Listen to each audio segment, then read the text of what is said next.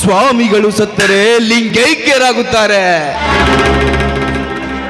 ಸಮಾಜ ಸೇವಕರು ಸತ್ತರೆ ನಿಧನರಾಗುತ್ತಾರೆ, ರಾಜಕಾರಣಿಗಳು ಸತ್ತರೆ ದಿವಂಗತರಾಗುತ್ತಾರೆ, ಸಿನಿಮಾ ನಟರು ಸತ್ತರೆ ಅಸ್ತಂಗತರಾಗುತ್ತಾರೆ, ನಮ್ಮಂತ ಶ್ರೀಮಂತರು ಸತ್ತರೆ ವಿಧಿವಶರಾಗುತ್ತಾರೆ.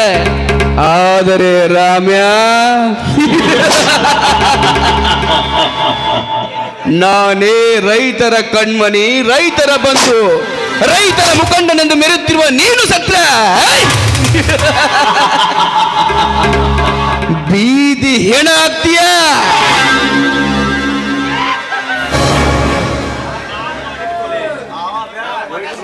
ರಾಮ್ಯ, ನಾನು ಮಾಡಿದ ಕೊಲೆ ಅಪರಾಧವನ್ನು ನಿನ್ನ ತಮ್ಮನ ಮೇಲೆ ಹೊರಿಸಿದೆ.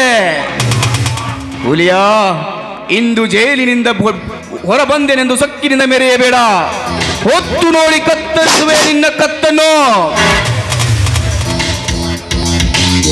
ಹೇಗಿದೆ ಈ ವಜ್ರಕಾಂತನ ವೈಭವದ ದರ್ಬಾರ? ಈ ದರ್ಬಾರದಲ್ಲಿ ಬೆಂದು ಬೆಂಡಾಗಿ ನನ್ನ ಕಾಲ್ಕಸೆ ಮಾಡಿಕೊಳ್ಳದೆ ಹೋದ್ರೆ ಮೇರಾ ನಾಮ್ ವಜ್ರಕಾಂತನೇ ನಹಿ.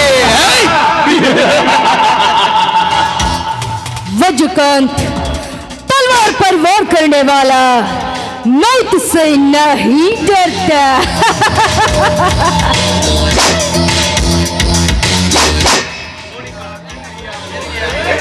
मेरी आंखों में रहम नहीं, मेरे दिल में दया नहीं. मैं वो तूफान हूँ, बस्तियां उजाड़ कर सुकून पाता हूँ.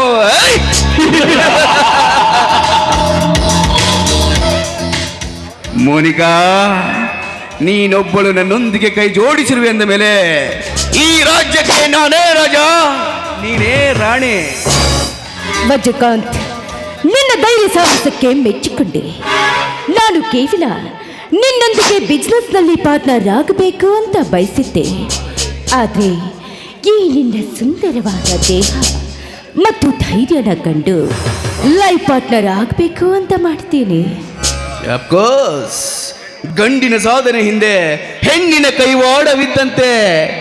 ಇನ್ನು ಮುಂದೆ ಆ ಸಪೋರ್ಟ್ ನಿನ್ನಿಂದಾದರೆ ಅಲೆಕ್ಸಾಂಡರ್ ಹಾಗೆ ನಾನೆನ್ನುವ ನಾಮರ್ಥನ ಕತ್ತರಿಸಿ ಅವರ ಹೆಣದ ಮೇಲೆ ಶ್ರೀಮಂತಿಕೆಯ ಮಹಡಿ ಕಟ್ಟುತ್ತೇನೆ.